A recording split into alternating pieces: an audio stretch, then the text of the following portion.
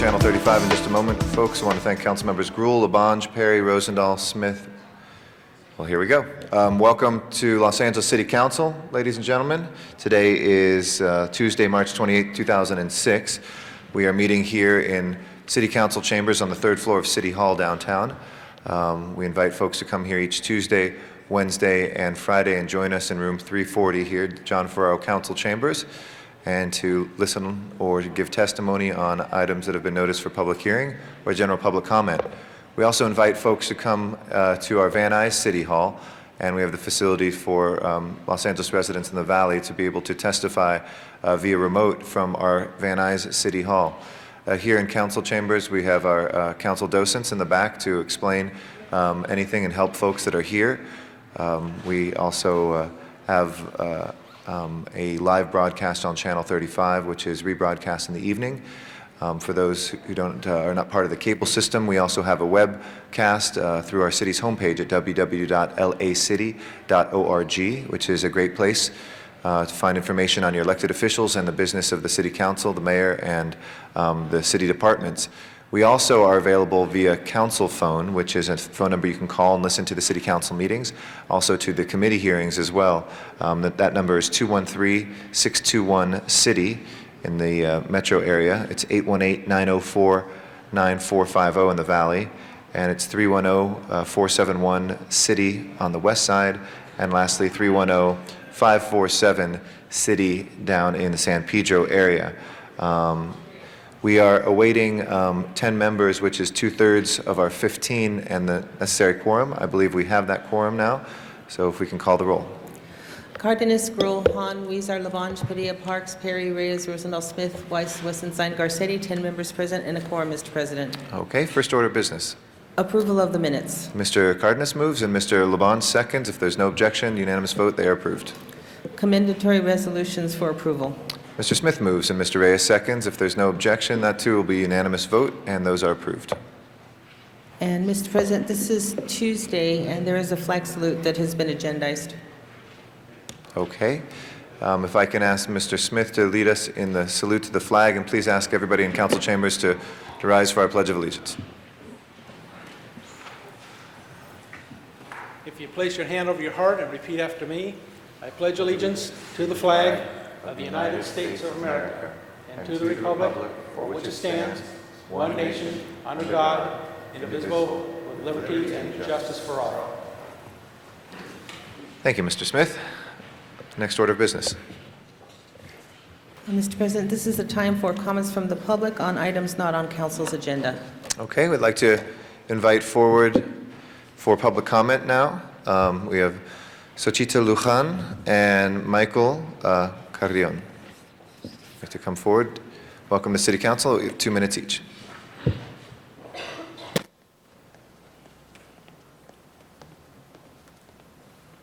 Good morning, council members. My name is Xochitl Luján, and I am a representative of the Chicana and Chicano Cities Alumni Association at California State University, Dominguez Hills.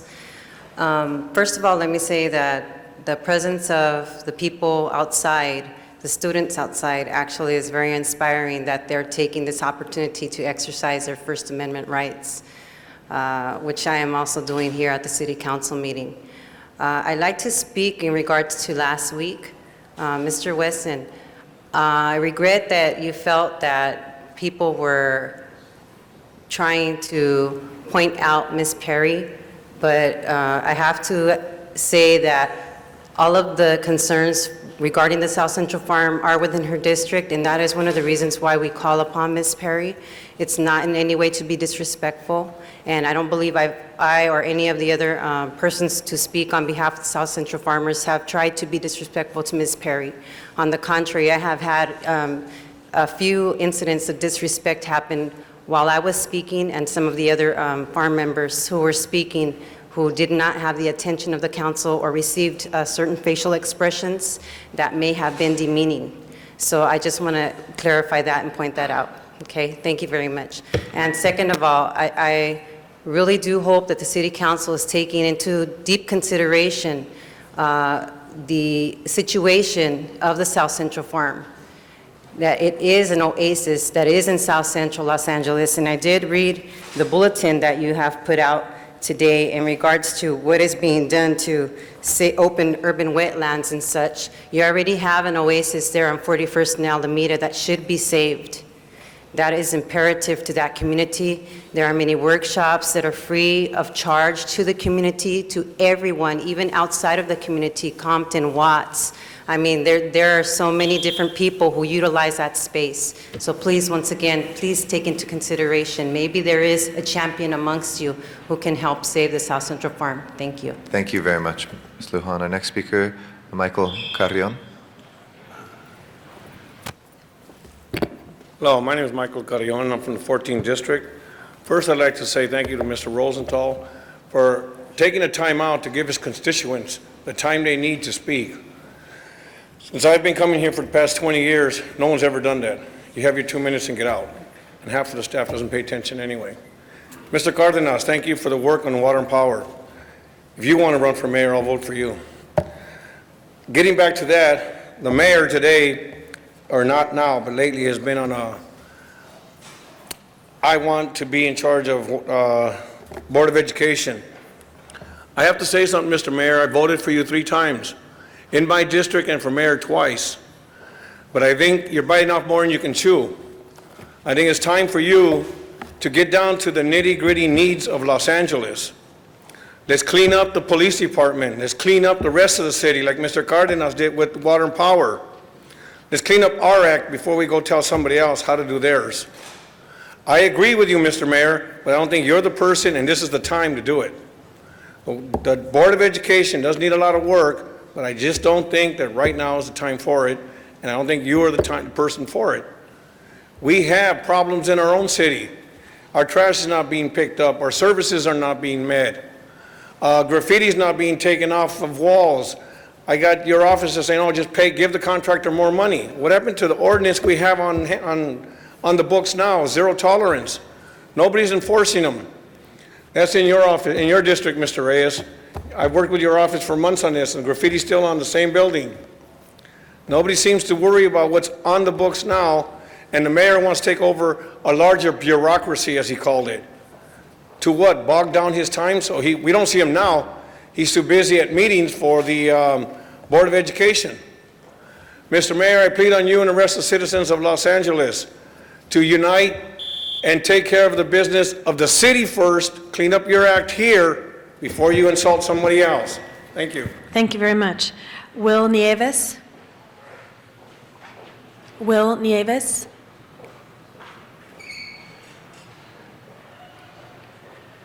Yes. Please. Good morning.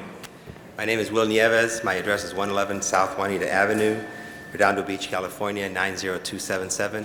I'm here to speak in regards to public testimony in regards to item number 2. Is this the only opportunity we have a chance to speak on? No, colleague, we'll get to number 2, so we'll hold your card for item number 2 when we get there. Thank you very much.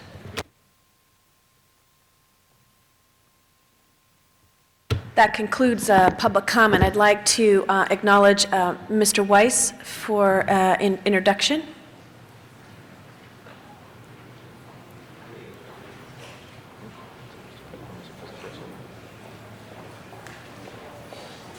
Thank you, Madam President, for giving me the opportunity to make a very quick introduction.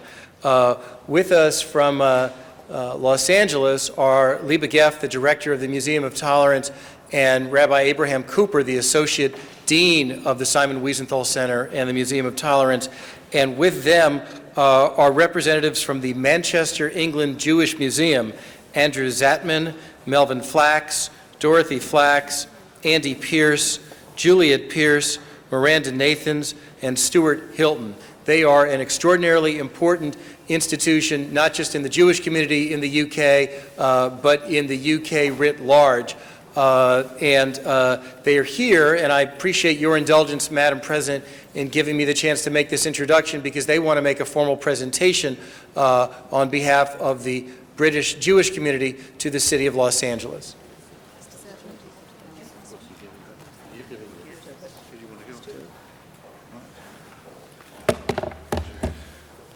Can I speak? Yes. Thank you. Can I just say on behalf of the members of Manchester Jewish Museum from Manchester in England, I'd like to present to the City Council a picture of our synagogue here, which is now the museum. I'd also like to leave with you an information pack on our museum as well, and as a small token as well, a paper knife on behalf of the people here. And thank you very much for the hospitality that you've shown us this morning. Thank you. Thank you very much. It's a pleasure having you here. Thank you. Thank you very much for being here in the presentation today. Madam Clerk, please call the roll. We've already called the roll? Okay, so we will go, what is our first items, please? There is, before beginning the regular agenda, there is a request to continue item number 27 to March 29th. That item will be continued to March 29th, I'm sorry. And I believe there's a request on item number 35 to continue that matter to Friday. That item will be continued to Friday. On There's the no regular- objection. On the regular agenda, item number 1 is an item notice for public hearing, and the recommendation for council action would be to open the hearing and continue the hearing and ordinance to April 18th. With no objection, that will be the order. Next item is a public hearing item. That's the finding of public convenience or necessity in Council District 15. The recommendation for council action is to deny the application. I believe there's a card on that item. Yes, that was the gentleman who came earlier, so we'll hold that on the desk. Item number 2 will be called special. Next items are items for which public hearings have been held, items through 10. Item number 3 is confirmation of a commissioner. Do you wish to hold that on the desk? We'll hold item 3 on the desk. Then that would leave before council 4 through 10. 4 through 10. Colleagues, Madam Clerk, open the roll. Are there any specials? I don't think so. Close the roll. Tabulate the votes. 13 ayes. Those items have been approved. Next order. Next items are items for which public hearings have not been held, 11 through 35. 10 votes are required for consideration, and item number 11 is also a commissioner. Do you wish to hold that on the desk? Yes, item number 11. We also have a card on item number 11. And then that would leave before council 12 through 35. Colleagues, any specials on 12 through 35? We already took care of that. Thank you. Any other specials, colleagues? If not, open the roll, close the roll, tabulate the votes. 13 ayes. Those items have been approved.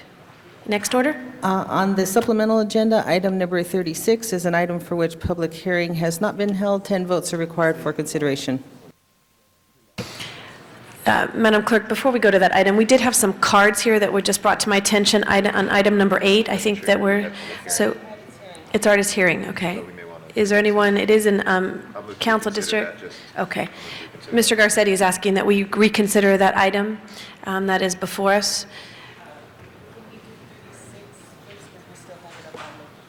We'll do item number 36. And that's, public hearing has not been held on that item. Okay, we don't have any cards on item number 36. No one calling a special. Madam Clerk, open the roll, close the roll, tabulate the votes. 13 ayes. Okay. Mr. Garcetti has withdrawn his reconsideration of on item number 8, so that item stands as approved. Next order, Madam Clerk. That would take council, Madam President, do you wish to take up the commissioners first? Please, if we could take, I think that's item number 3 and item number 11. Yes, and item number 3 is confirmation to the Human Relations Commission, and a committee report has been submitted recommending approval. That item is before us. Any colleagues like to please come to the table? I'd like to acknowledge Mr. Padilla. And literally just minutes ago, hot off the press, a committee report recommending approval of Dr. Cruz. She had a wonderful presentation this morning in committee. If you colleagues look at your, why am I blanking out here? The materials under this council item, you'll see a very, very impressive resume and CV. So I wholeheartedly move confirmation and ask for your support. Thank you. Thank you. Would you like to, Councilmember Reyes.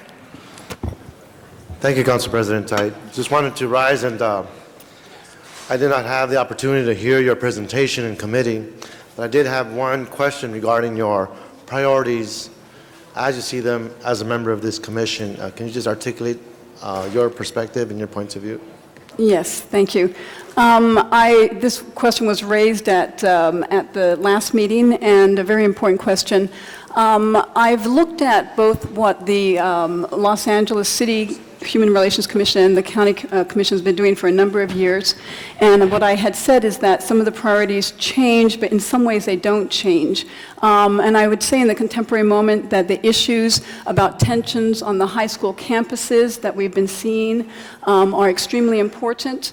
I think that the immigration issues, the ways in which the cities may be able to weigh in on that are extremely important as well. I know that the LA City Commission has a report out on the immigration.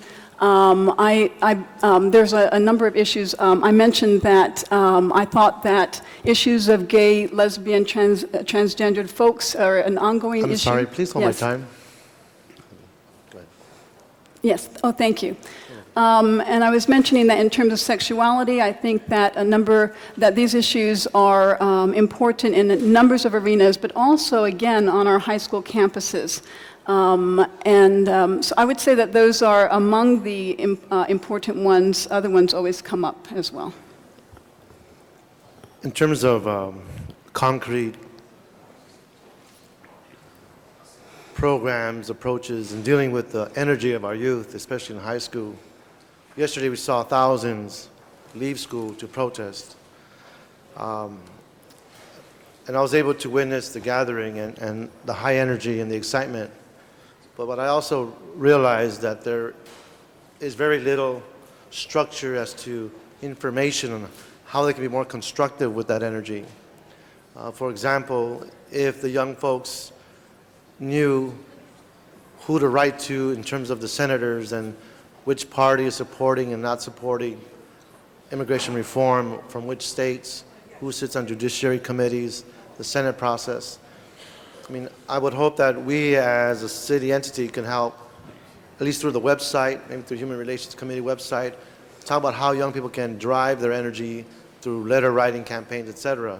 I mean, there's real ways in which we can effectuate through some specific steps taken where we can guide our young folks and folks who do come from these communities, these neighborhoods that I represent, who are now in leadership role like yourself and members of this council. We have an opportunity to guide and essentially provide a process by which they can channel their efforts. And I would hope that that's something that you would look at as an option once you get into this commission, because it's a way in which we can drive that energy and let them know that someone is listening and someone does care.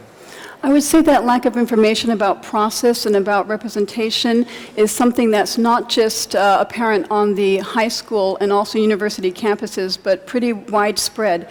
And I know that in my own work at the university, I've developed a course where I have the students, one of their projects is to go to the websites, look at who their local representative are, their state representative, their congressional. I have them look at the diversity of those representative bodies in terms of gender, sexuality, and race. And I will tell you that I have not yet come across more than 3 students, since I've been teaching since 1991, who actually knew who the representatives were or what the process is. It's very important.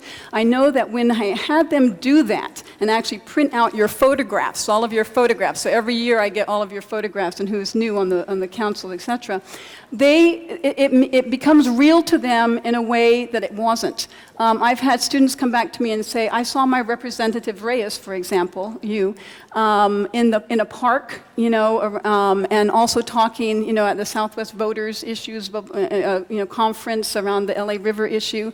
And so it really meant, and they knew you because they had the photograph from the project. I think that those kinds of projects can be done. I've worked in the community, not just on the university campuses, and so there are ways to get that kind of information out. Well, thank you for that productivity. Hopefully we can see an exponential growth of those kinds of processes. Thank you so much. Thank you. Thank you, Mr. Reyes, Mr. Padilla. Congratulations. We'll now call the roll. Madam Clerk, open the roll, close the roll, tabulate the votes. 14 ayes. Congratulations. Thank you. Welcome. Thank you. Yes, Mr. Rosendahl? Yes, Madam President, I'd like to make number 8 special. There's some cards that have been put in for it. You want has to to call be for reconsideration? Reconsideration, yeah. Okay. Madam Clerk, if we could open the roll on reconsideration of this item, close the roll, tabulate the votes. 14 ayes. That item will be reconsidered. We'll hear our next commissioner, and then we'll go to item 2 and then number 8. Item number 11, Madam Clerk? Yes, item number 11 is confirmation of Ms. Villegas to the Environmental Affairs Commission, and the committee waived consideration of that item, and I believe there is a card on this item also. Yes, there is. Before we hear from you, we'll hear from our public comment. You could just stay there, it's fine. Sylvia Lynn, excuse me, I think it's Sylvia Lynn Hawkins.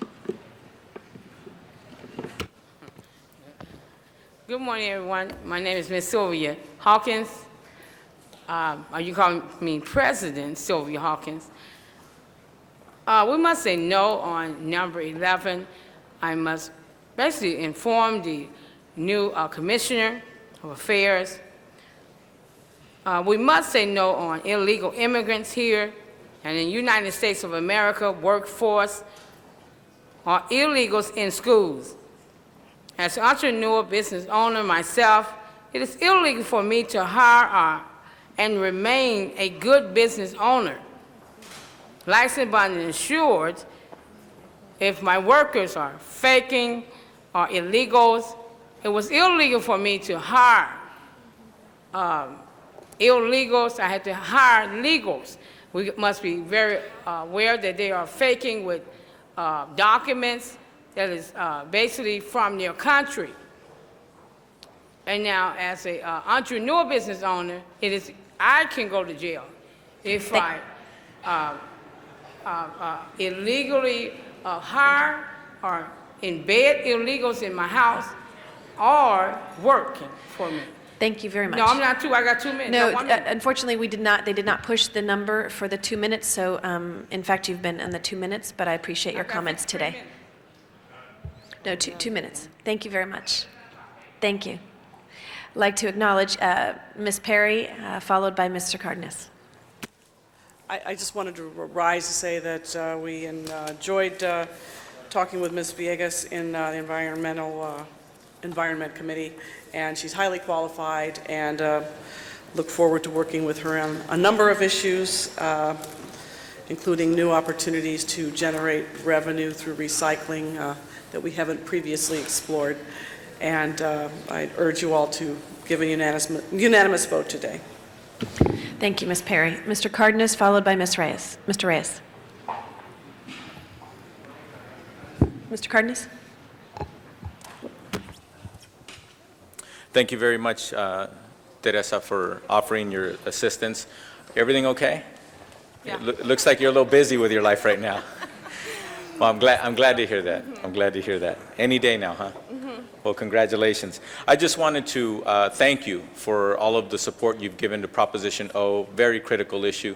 And at the same time, just wanted to ask you if you're aware of the issues that are going on in Sun Valley with environmental issues, as well as the flooding that happens. It's on Tuxford and San Fernando Road. It's automatic. Whenever there's an inch or so of rain, all the cameras go, and the camera people and the reporters stand in knee-deep in the water and talk about how the rain's coming down. And we shouldn't have that. No community should be known for the fact that they're flooded every time there's just a decent amount of rain. And that's what Sun Valley has to deal with. And if you stand at that corner and if you look around and you look at the activity going on and the environmental impacts and the fact that there's been some bad planning over the last 50 years in this city when it comes to Sun Valley, where you have homes right next to manufacturing, where you have homes right across the street from some heavy industrial. What do you think that the commission should be doing to address those kinds of environmental justice issues? Is this on? Yeah. Thank you, Councilmember Cardenas. I know that that intersection very well. I actually go to it several times throughout the year, and it is high as a priority for the committee for Proposition O. I know that Bureau of Sanitation has also given us several, updates on that project and on that intersection. And I strongly believe that that area should not be an area where it's prone to flood. Actually, growing up in LA County, you think that those types of things are normal. But once you get into, you get an education and you're more aware of the situation, you realize that they're not normal and that people should deserve a better right to a quality of life. Specifically, that intersection, we're looking at it as a high priority, and I will work with the Environmental Affairs Department to be able to address those issues as in my best capacity. I know I've done a lot of work on the environmental justice issue in terms of air quality, and that is also a big issue in your district as well. So we will address that issue to the best of my ability. Thank you. There's two competing interests in my community. In the district that I represent, I have the most landfills and quarries and deep pits than any other district in the city, yet at the same time, I'm one of the more park-poor communities in the entire city. We have an opportunity at the corner of Sheldon and Arleta to turn an old landfill that was owned by the city of Los Angeles into a 40-acre park. I'm hoping that the commission and also the various departments who can partner in making that a park will work together to do that. Hopefully I can count on you to help shepherd that. Most definitely, and also be following state legislation in terms of where we can identify funds, or in this new infrastructure bond, where we can identify funds to allocate for your specific district. I think it's very, very important. And you may be pleased, the preliminary ideas have like walking areas where you can take a stroller and walk your child. So maybe we'll see you out there someday and we can celebrate together this great opportunity for the community. Thank you very much. Thank you. Yes, Mr. Reyes. I'm having a hard time today. I called you Ms. Reyes. No, Mr. Reyes, followed Tough morning, by... Council President, tough morning. Followed by Mr. Weeser.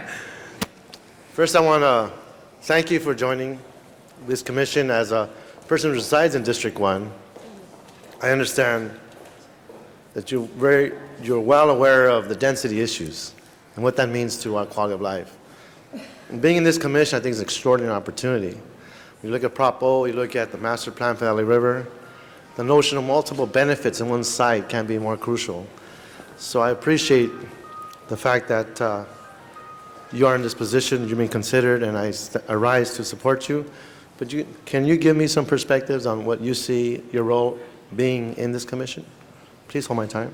Thanks. Well, I don't think that one can do this type of work alone. It takes a lot. It takes a concerted effort. I'm very privileged to be eligible to sit on this commission, and I think that myself, along with my colleagues and with the experience that I have just in dealing with a lot of environmental issues, dealing with local government, county, and with state, we can actually put some change and some use to it. I also think that it behooves this commission, and maybe I'm speaking out of terms because I'm so new to it, and I'll learn as the process goes.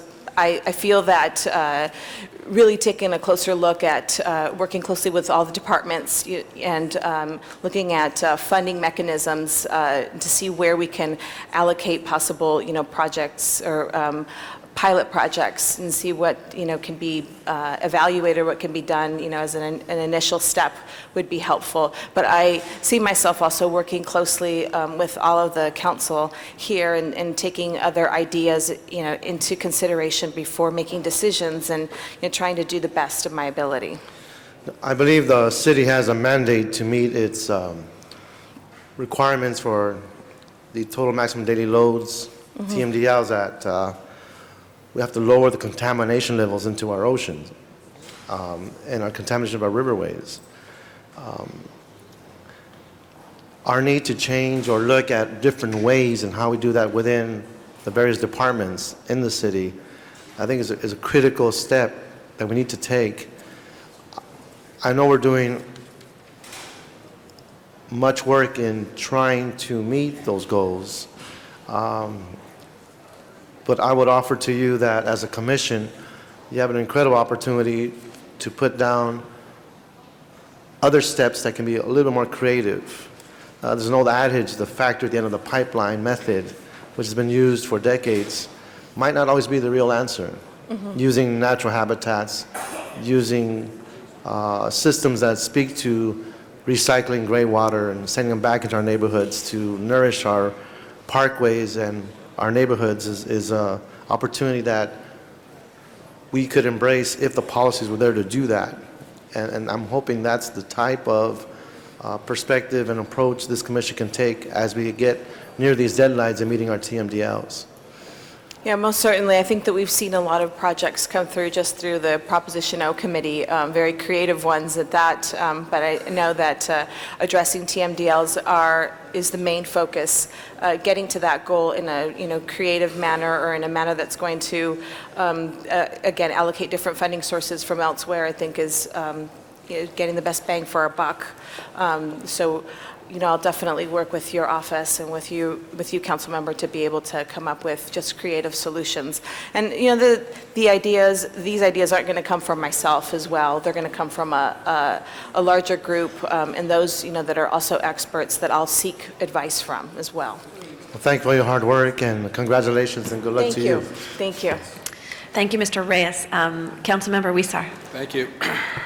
I think this is an excellent addition to the commission, just looking at your background and what you've been able to do and your service to the city. I know you worked on the Propo campaign and several statewide initiatives on environmental issues, and certainly your work right now with the Trust for Public Land. And as I've gotten to know you, I know that you've not only in your professional time, but in your volunteer time have contributed to some environmental causes around the city. So thank you for your volunteerism, and here again, you're volunteering through this commission to serve this city, so thank you so much. And last but not least, I certainly trust your judgment. You married a guy who went to my same high school, a small high school in East LA, Salesian High School, and I know you have good judgment for that. So thank you so much for your willingness to serve. Thank you. I think I made a good decision, too. Thank you very much, Mr. Huizar. And Ms. Villegas, we had a chance to sit down and talk about giving birth, as well as talking about environmental affairs and the importance of this commission, the role that you can play, the experience you've had with Proposition O committee. And so we just look forward to you being a part of this commission and to add your voice to the Environmental Affairs Commission. So congratulations. Thank yes. Oh, Mr. Garcetti. Thank you.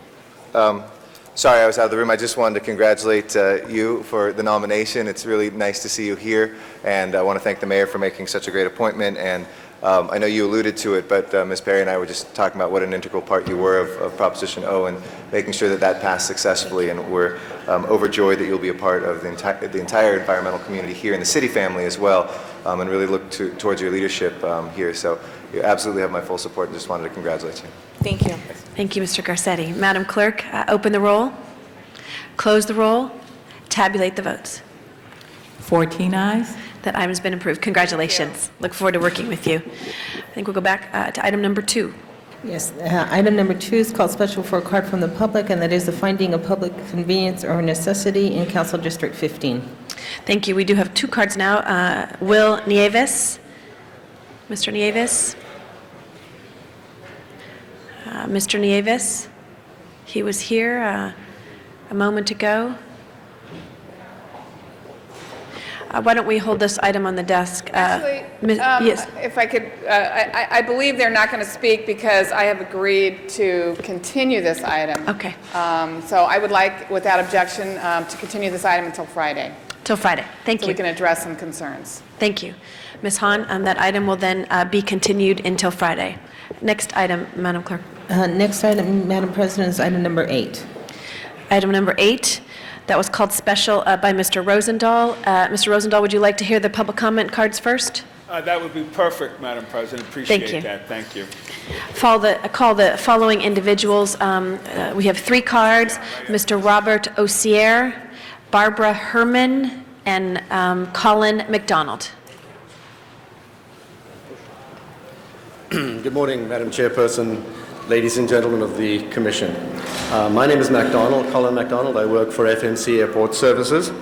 Our organization maintains and operates equipment at various airports around the country, and specifically at Ontario, where we have maintained the equipment for 6 years, LAX Terminal 1, where we've maintained the equipment for 2.5 years, and John Wayne Airport, where we've maintained the equipment for 16 years. Our understanding is that the rules and regulations of bidding are set by the LAWA staff, ratified by the LAWA board, and confirmed by the City Council. The objective of these terms and these rules and regulations is to set the same standards for all bidders on a project. FMC, as a company, takes these rules and regulations very seriously. As part of the bidding documentation, there is a statement required to be completed by each of the bidders confirming a current contractor's license, in fact, an affidavit of such, and each bid must have this document signed and contained therein. I have been involved with all of the various aspects of this particular inquiry and proposal, and during the board meeting, it was necessary for Commissioner Lawson to cross-examine the personnel of ASIG, and ultimately it was confirmed that they did not have a contractor's license at the time of the bid. The bid process has taken so far approximately 10 months. This process cannot be fast-tracked. A rebid would allow the incumbent to have approximately a 6-month windfall in continuing on while the reprocessing takes place. Apparently, the board does not like the processes being employed in some of these instances, and likewise, If I could just ask you to conclude. I would very much like you to reconsider the situation and award the contract to FMC as has been approved by the board to date. Thank you. Thank you very much. Mr. Osier, followed by Barbara Herman. Thank you, council members. I represent FMC. I'd like to say that there are few bright line rules left in this world. We experience a lot of bright line rules. One you travel through every day. When you see a green light, there's a red light on the other side, you expect everyone to stop. Public contracting is one of those bright line rules. We all benefit from it. It's a relatively simple process. The public puts out a bid. They set the rules of the game. If you don't follow the rules, you're not entitled to play in the game. That is what happened here. The process worked, in other words. Two of the bidders did not follow the rules. Their bids were non-responsive, mandating that they are thrown out. By this veto, you take away the award to FMC. If you take away the award to FMC, you're saying that you don't believe in the process. You don't believe in the public bidding process. That would be a tragedy. If you take away this award from FMC, you would be rewarding a bidder who did not comply with the process and did not follow the law. The law requires a license, a contractor's license. The Supreme Court has spoken on this numerous times. If the law needs to be changed, that's through the legislature. The Supreme Court has made it incredibly clear, as draconian as it may be, if you don't have a license and a license is required, you're not entitled to contract. In fact, if you don't have a license and you entered into a contract, you have to give all the money back. That's the way the statute reads. If you take away this award from FMC, you are sending the wrong message to the contracting community. You're also sending the wrong message to the commission, and you're sending the wrong message to the public. Thank you for the time. I appreciate this. I urge you, with this extraordinary veto, not to take away this award to FMC. Thank you. Thank you. Barbara Herman, followed by Derek Jones. Right here. No, they do it for you. They do it. Okay. Good morning. My name is Barbara Herman, and I'm the General Manager of FMC Airport Services. I sent a letter to President Garcetti and to all of the members. I hope you've had time to review that. When this issue came up, I believe before the Trade, Commerce, and Tourism Committee, that Councilman Hahn noted that ASIG, who bid on this project without a contractor's license, was had been awarded this project and that they were the lowest responsive bidder. With all due respect to her, I would like to say that the lowest responsive bidder had to hold a California contractor's license, and ASIG did not. FMC Airport Services, as the lowest responsive bidder, has been awarded this contract not once but twice by LAWA. The fact that ASIG has brought this once again before this council because they didn't win is not reasonable. They simply didn't comply with the rules. It was clear, it was transparent, it was absolute in the documents that you must have a California contractor's license, and they certified that they had one. All of us are held to the same standards, and I am asking you to please support the decision of LAWA as it is beneficial to both LAWA, to the City of Los Angeles, to the taxpayers who are going to pay an additional $10,000 a month to this company if they extend their contract while they go out for rebid. So in short, basic fairness requires that you award FMC. All bidders participated in a full, fair, and open competition, and ASIG simply did not win. The only benefit in rebidding this project is to them. So we respectfully request that you reject this recommendation and award and uphold the award by LAWA to FMC for this project. Thank you. Thank you. Mr. Jones? Thank you, Madam President, members of council. Derek Jones, Jeffrey Mangels, counsel for ASIG, Aircraft Service International Group. Naturally, we support the recommendation of the Trade, Commerce, and Tourism Committee to direct the Board of Airport Commissioners to submit this for rebid. Of course, there are two sides to every story, and I don't want to take too much of your time this morning walking through issues that were discussed at great length with the Trade, Commerce, and Tourism Committee. But there are a couple of factual corrections and clarifications that I think need to be made.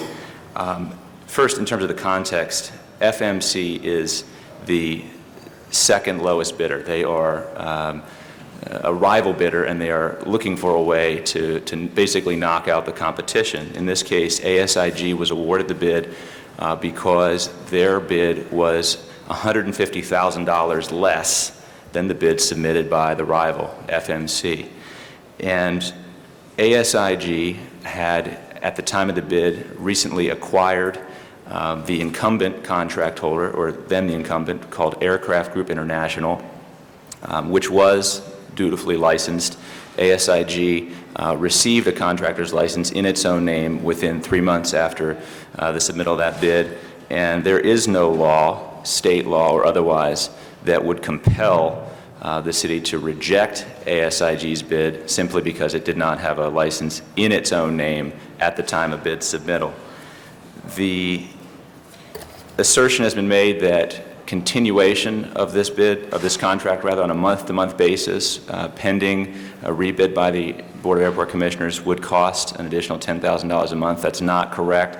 ASIG has, in fact, submitted a letter to the LAWA staff clarifying that there would be no change in the cost of the current contract. The current contract would remain in place, and there would be no increase in cost during that month-to-month time. If there are questions, the general manager and operations manager of ASIG's LAX terminals are here this morning. Thank you. We'll be happy to answer any questions you may have. Thank you. Appreciate it very much. Okay, that closes our public hearing on that was asked for. Ms. Hahn, do you want to make any further remarks? Thank you. And colleagues, I introduced the motion to assert our jurisdiction in this matter because I believed that there were significant questions about the awarding of this contract at the airport. And as was stated briefly by the last speaker, we had a thorough discussion of the pros and cons and the questions regarding whether or not one company had a contractor's license or not. And I think why I came and my colleagues on the Commerce Committee agreed that I felt we should veto the Airport Commission's decision, send it back to them, and my recommendation was that they do have a choice because we heard from the airport commissioners. There was still this sense of angst that they wanted to award it to the company that they first gave the contract to. And it was not until the second contractor who had lost the bid brought up an issue that then they were told by, when the city attorney took a further look, was told by the city attorney that in fact that technicality of not having the contractor's license at the time they proposed did present a problem. So they were like, we felt we had no choice. And my message to the Airport Commission today is, the Citizens Commission, you do have a choice. I mean, we are policy makers. We are not robots. Otherwise, every contract we awarded would be spit out by a computer based on specific facts. I mean, we can look at things case by case. How many times have we thrown out all the bids and started over? We've had that before the City Council a number of times. So my advice, and I hope you agree, is to the airport, and again, we can't change what they did. We can only say, we veto what you did, and here's a recommendation. My recommendation to the Airport Commission is they just start over. Have another RFP process. Everybody's got their contractor's license so that they wouldn't have to award it or not award it based on a city attorney's opinion on whether a technicality was real or not real. And frankly, all the companies were playing by the rules. The company that is in question actually was applying for their contractor's license. They were playing by the rules. It was just a timing issue. And as you know, sometimes we have awarded contracts to contractors and even given them 30, 60 days to correct something.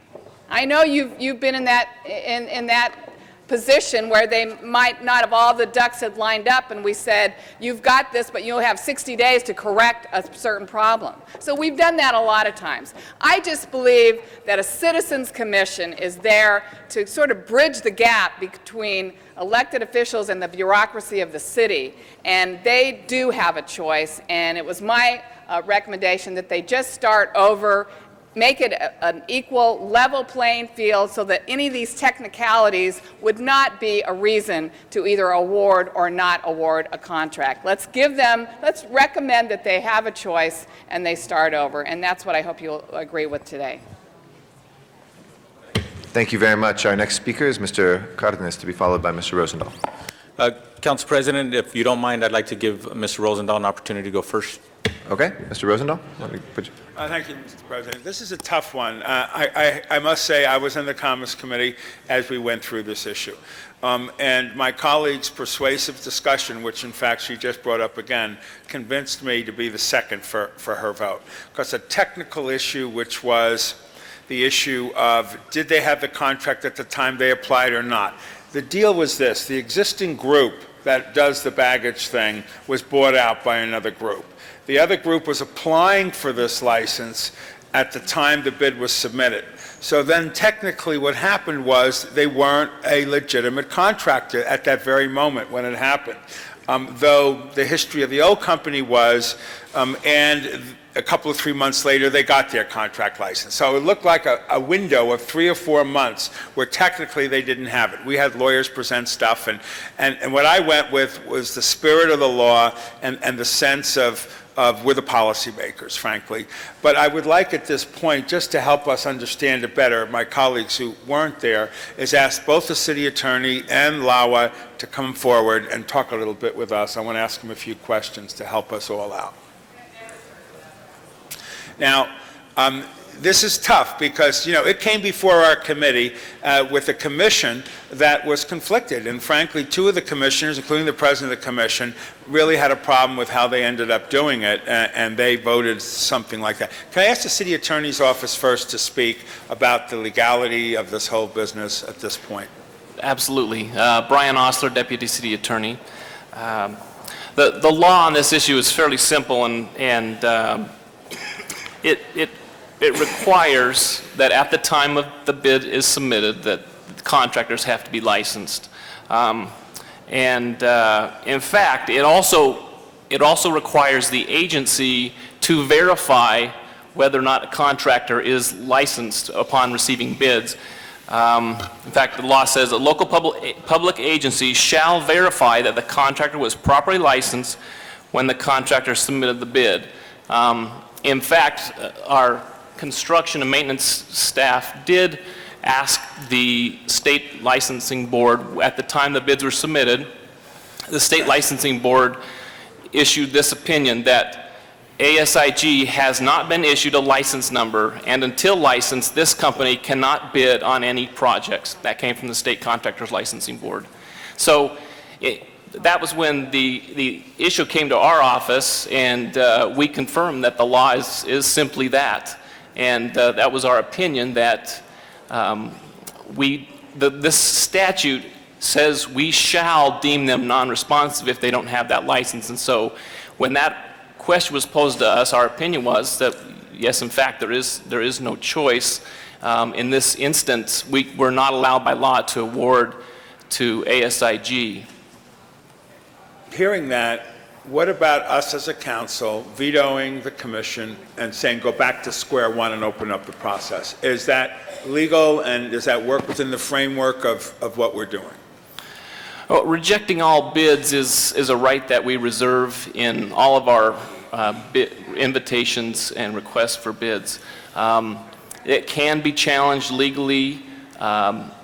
It's our opinion, under the circumstances, that would be a legal option. In fact, that was originally presented to the Board of Commissioners, and the reason they just chose not to go that route was one based upon costs, that to rebid would almost be of certainty to come back in higher based upon the new prevailing wage. Hearing that, would Lawa comment on that comment?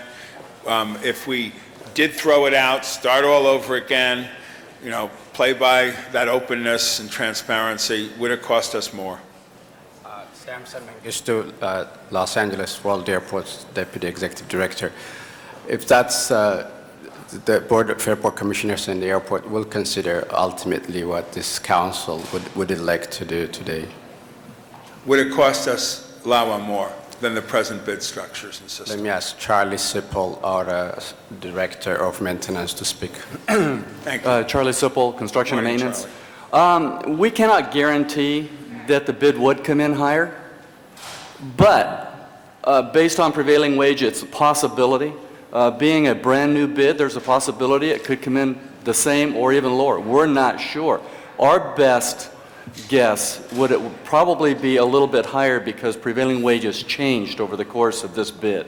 So that would be but it would be up to the contractors how much profit margin they want, how much they're willing to reduce it with another competitive bid. So we're really not sure exactly what it would come in. Well, just back to the basic issue here. Would somebody respond, especially the city attorney? What happened was the group that was presently at the airport, been there for how long, do we know? Tom Wall. They've been there since 1984. Since 1984, and they've been performing, what kind of rating do you give them for their performance? They've met all the requirements and specifications and done a very good job for us. How many employees are we talking about?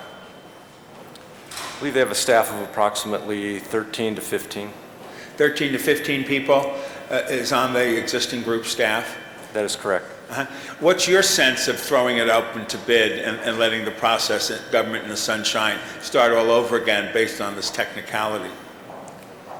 If we have to do that, we were going to have to come back and request a month-to-month extension of the current contract to allow us enough time to go through the whole bid process. But it can be done. It can be done. How long would the process take? It'd be a minimum of 6 to 9 months. City Attorney, what's the downside again? I mean, are we legally okay? Legally, it could be challenged, but because we've reserved that right, it would probably be upheld, that right to rebid and reject all bids. Okay, thank you. I just wanted to get that out there. Thank you, Ms. Cardenas.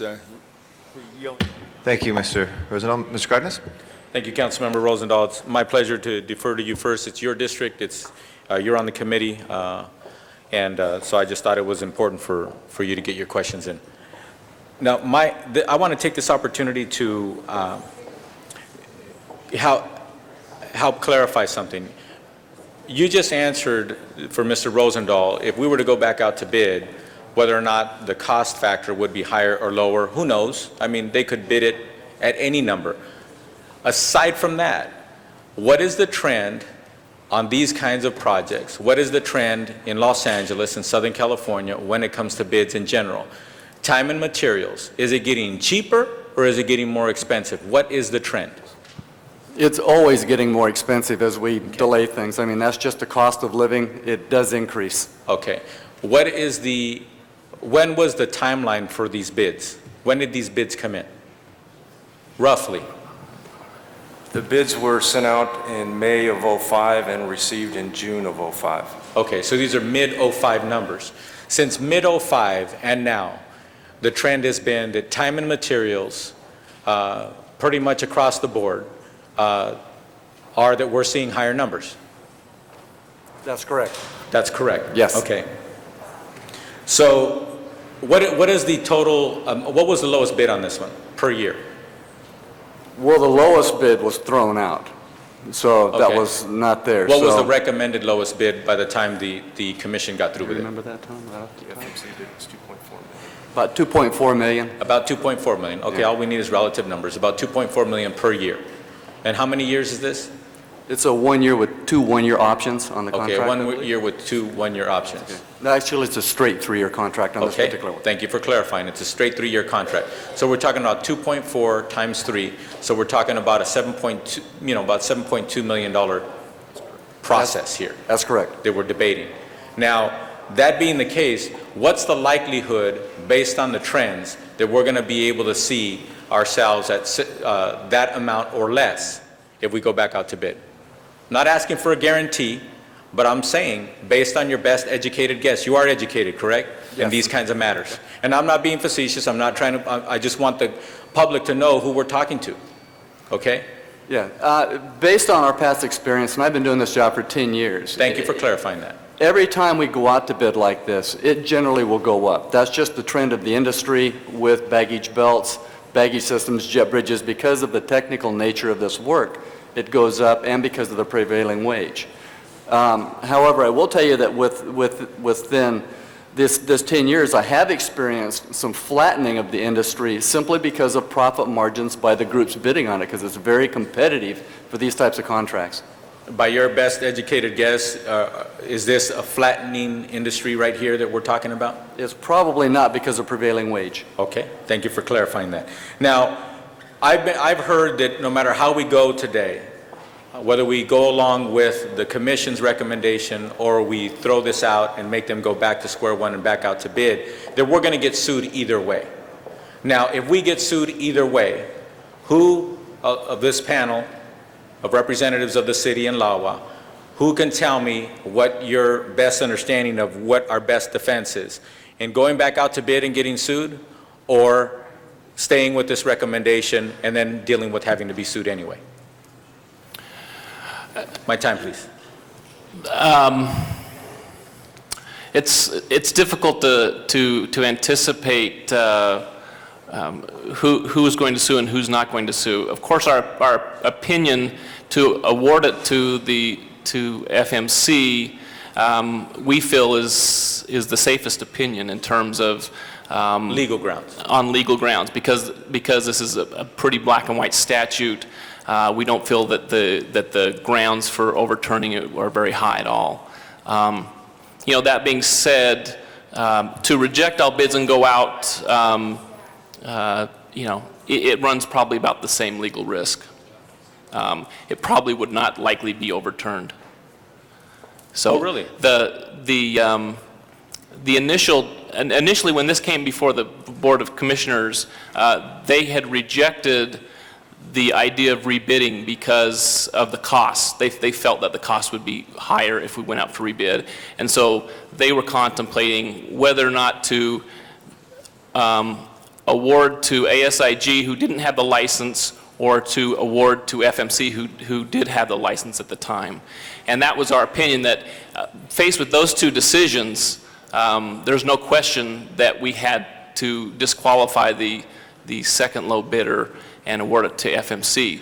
Given those two legal ramifications, there wasn't a contest in terms of what our legal risk was. It was clearly much safer to award to FMC, who had the license. Then let me be more clear.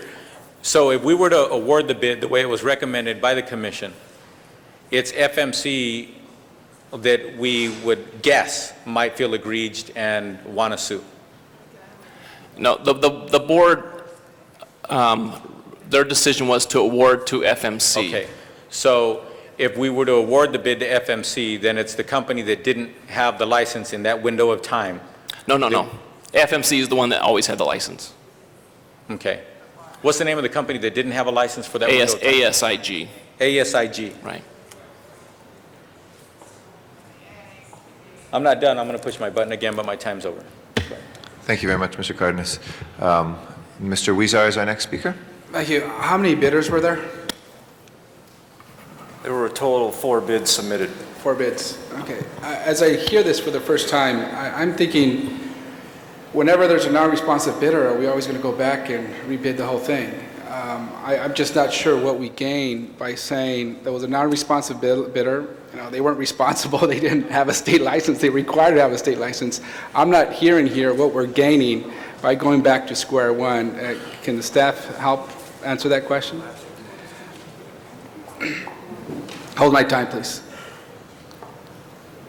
The Board of Airport Commissioners felt that there was no need to go back out to bid and felt to award the contract based on the city attorney's advice. In your opinion, what would we gain by starting the rebidding process all over again? Hold my time, please.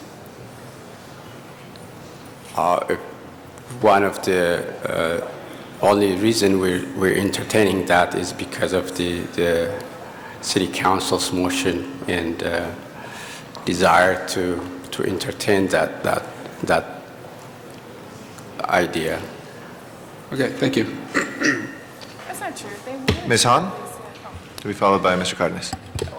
Again, thank you. Just to remind us, you know, we can't award this contract to either one of them. What we're just doing today is hopefully vetoing their action and then making a recommendation. I think the Airport Commission wanted to award it to ASIG. Again, ASIG bought the company that had been doing the work for almost 25 years. So what we gain by going back, what they gain by going back out to bid is just starting over, so there's no technicalities, everybody's got a contractor's license, everybody's responsible, and then they can award it on what they feel who can do the work. I mean, and again, we don't know whether the cost will be higher or lower, but again, how many times have we done things around here that sometimes might have cost us more, but it was the right thing to do. I mean, that just happens. So what they gain is just realizing that they don't have to use this little technicality to award the contract. They can award it to the company that they think is the lowest bidder, can do the work the best, and that's all we're giving them is that opportunity to do that. And again, you know, responsible contractor means a lot of things. And I will tell you that ASIG, when they bought Company A, who had been doing the work, you know, they have already said they will retain all the workers at the airport. Members, that's important to us.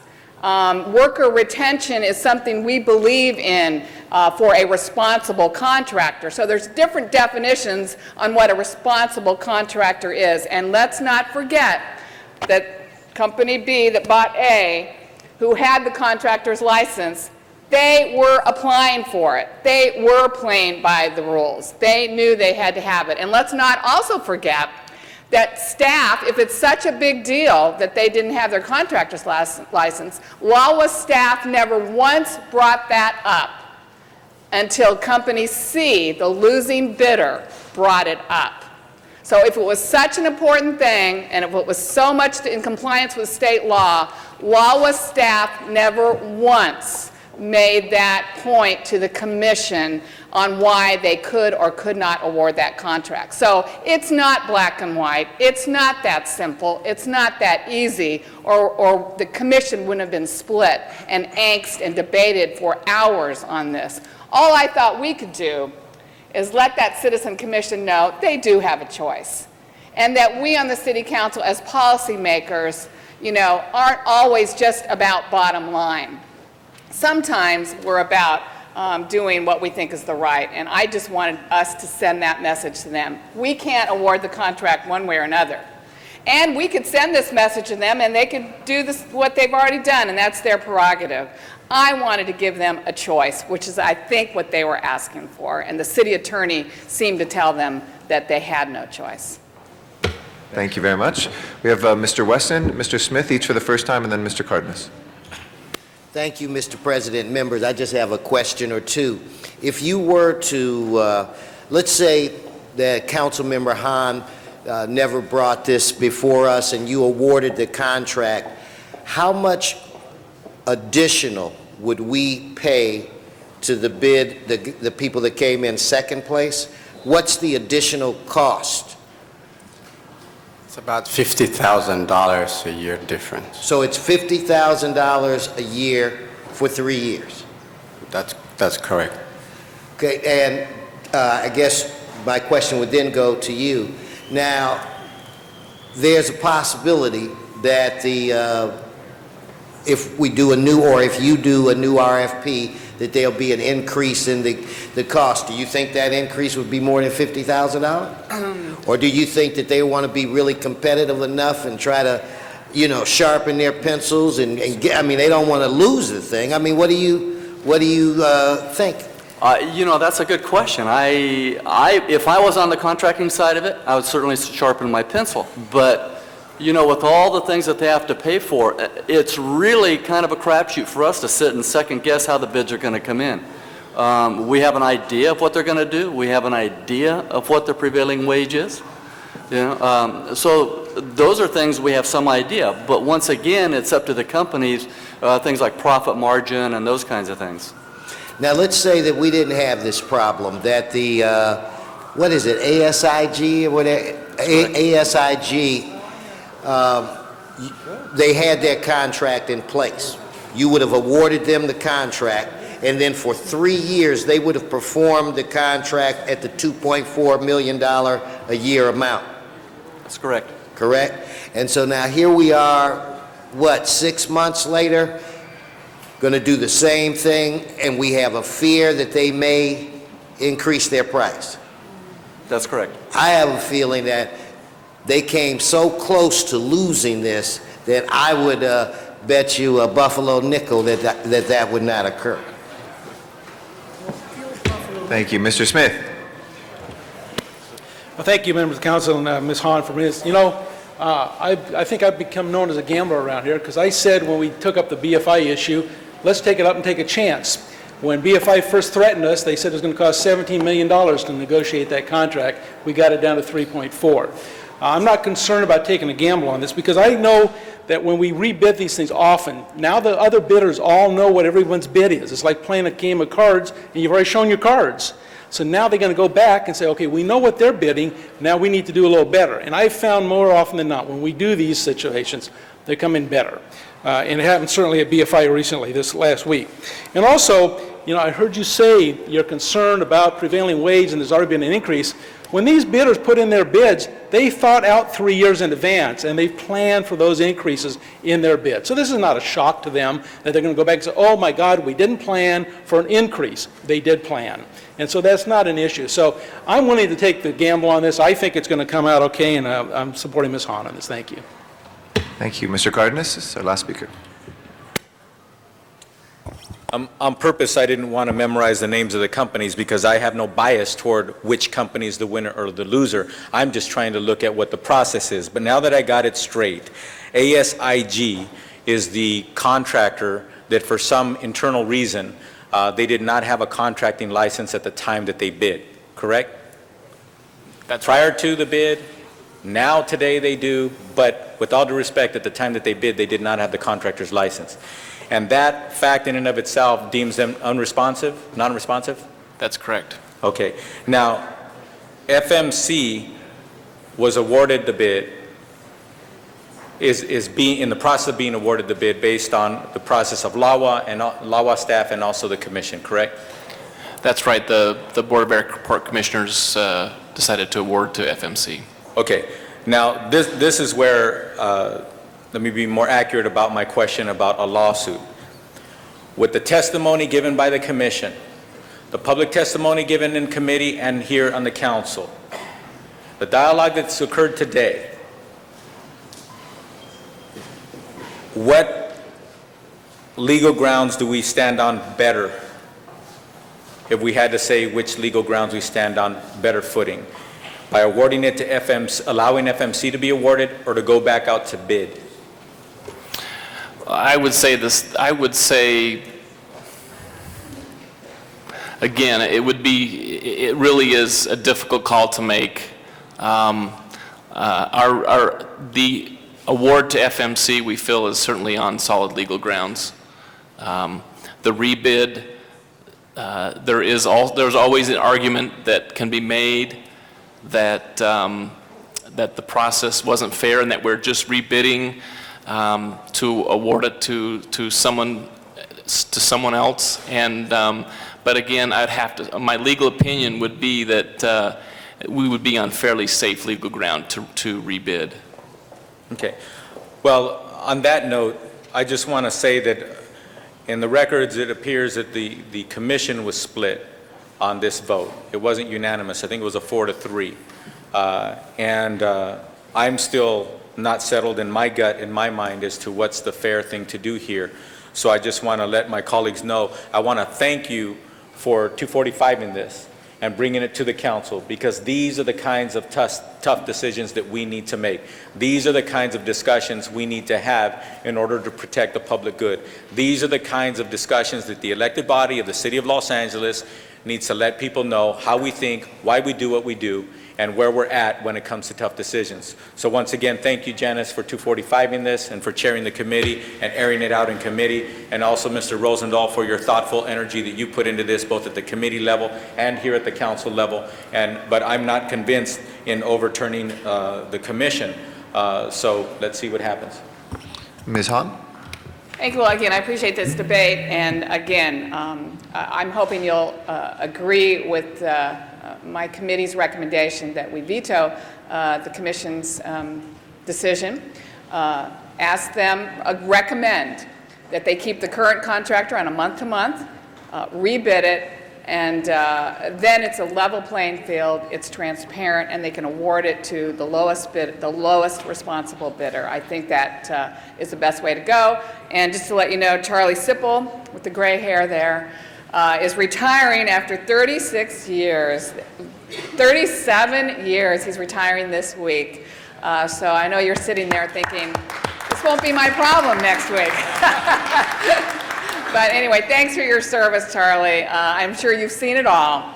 And I'm sure what we're doing today, again, is nothing unusual, but just trying to keep the public's interest always in the forefront. So thank you, Charlie, for your service. Colleagues, I hope you'll agree with the committee report. Thank you. Mr. Rosendahl? Yeah, no wonder why you've been smiling, Charlie. Now we know why. Again, I second the motion of the chair of the committee, just to open up the process, throw it back to bidding. You know, what are we here for if we don't have flexibility within our minds on certain circumstances? I knew neither of the groups until they went before the committee, and clearly, you know, if we have any exercisable authorities here, it's to open up the process, keep it transparent, and therefore, that's why I second it, and I urge my colleagues to go along with this motion. Thank you. Thank you, Mr. Rosendahl. That finishes our speaker queue. Anybody else wishing to be heard on this? If not, we have a motion before us, Madam Clerk? Yes, it's the committee report, and that is to veto. Okay. A yes vote, just to remind folks, is to veto under Prop 245, and a no vote is to uphold or take no action. So with that, please open the roll, close the roll, and tabulate the vote. 12 ayes, 1 no. Okay. That is approved, and the veto holds. I believe that clears the items we called special. Any housekeeping? Yes, council has motions for posting and referral.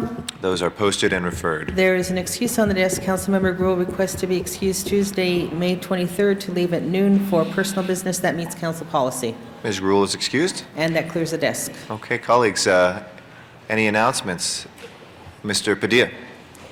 Thank you, Mr. President, colleagues, and everybody watching at home. I want to announce the next two meetings of the Joint Commission on LAUSD Governance that will be taking place in the San Fernando Valley, the first of which is tonight.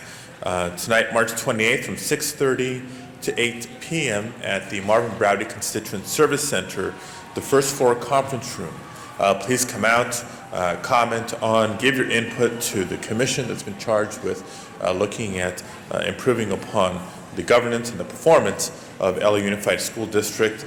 And then also, not this Saturday coming up, but next Saturday, April 8th, from 10 a.m. to noon at Richard Byrd Middle School in the Horowitz Hall. And that address is 8171 Telfair Avenue in Sun Valley. Thank you. Other announcements, colleagues? Mr. Reyes? I just wanted to remind my colleagues and observe the fact that we had over 500,000 people march this weekend in downtown Los Angeles, not one arrest. It was a peaceful march. It showed the pride of a community for being here in the United States as Americans, as immigrants, and I believe we made a profound impression as to what is at stake for thousands and thousands of folks here in the city of Los Angeles. You know, the Judicial Committee last night moved forward with a bill that is comprehensive. It eliminated many of the punitive elements that would criminalize individuals who are involved with aiding human beings, whether they're documented or not. So I believe we as leaders of the city should be in a place where we should be continue informing our constituents, our young people about the status of this process, the effect it'll have on this city, given the international nature of the city, and hopefully participate in a process that will make this a much more productive environment for everyone. On a second note, I want to congratulate UCLA on making the Final Four against all odds. Yeah, let's applaud for that. Saturday is a big day. I gave a call to the athletic director, Dan Guerrero, and invited him, if anything, to acknowledge him and this council as Pac-10 champions, and maybe, and just maybe, national champions. So let's keep our fingers crossed. Thank you. Thank you. Mr. Cardenas. Thank you, Councilmember Reyes, for acknowledging the peaceful demonstration of over 500,000 people, the largest demonstration the city of Los Angeles has ever experienced. And the one thing that I also want to point out, some people had gone to the demonstration and they pointed out several things to me. First of all, the demonstrators were not all immigrants. Many of the demonstrators are been here in this country for generations, and they were there demonstrating peacefully, uniting with people who came from other parts of the world to make this country a better place. I'd like to point that out because when you listen to the news sometimes, they try to make it one-sided or monolithic. It was not a monolithic demonstration. It was a demonstration what I thought was a beautiful act of democracy by people who really love this country. And also, I'd like to point out that another thing that someone pointed out to me was that people were picking up after themselves. People were picking up the trash themselves. They were trying to find places to put it. And when they couldn't find a receptacle, they put it nice and neat right next to the receptacle. And I was here on Monday downtown, even though it was a holiday. I came to City Hall and I noticed that it was all put nicely and neatly where it belonged. And unfortunately, we, the city, didn't respond and pick it up on Monday, knowing that we just had 500,000 people downtown. But I just wanted to point out that the public was extremely responsible to a high degree, and I think it was very important for us to acknowledge that. Thank you, Reyes, for bringing that up. Thank you, Mr. Cardenas. Mr. Zion. Yes, I just want to comment on that. The National League of Cities has taken a position along with this council, along with cities across the country, not to do the negative, but to do the positive. And I also want to say that when students are truant from school, They have a right to protest, and I support the protest and the Constitution, but I think when students go on a freeway and jeopardize their safety and those of others, then something has to be done. And now we're in a position where Congress has heard, the Senate has heard, the White House has heard, we are here, we have heard the pleas, the cries, the issues. It's now time for the students to get back in class and do what they need to do in the educational environment for their safety as well as for the community. Thank you, Mr. Zine. Any other announcements, colleagues? Seeing no announcements, do we have any adjourning motions? Anybody with an adjourning motion? If there are no adjourning motions, then Madam Clerk, please call the roll. Cardenas, Gruhl, Han, Weezer, Padilla, Perry, Reyes, Rosendahl, Smith, Weiss, Zine. This meeting of the Los Angeles City Council is hereby adjourned, and we will be meeting tomorrow, Wednesday, March 29th at 10 a.m. See you then.